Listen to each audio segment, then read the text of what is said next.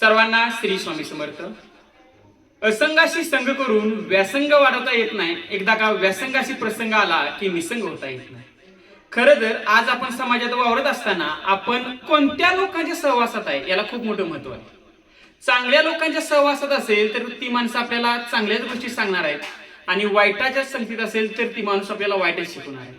त्यामुळे आपली संगत कशा सोबत आहे ही खूप महत्वाचं आहे।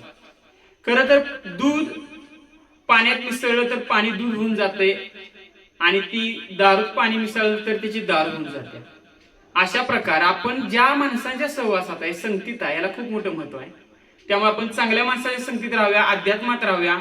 अध्यात्माची ओढ हवी माणसाला। परमेश्वराशिवाय या जगात काही सुद्धा नाही।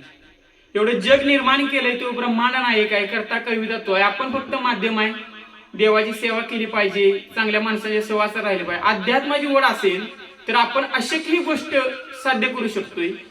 एवढं बोलतो आणि थांबतो। श्री स्वामी समर्थ। जय जय स्वामी समर्थ।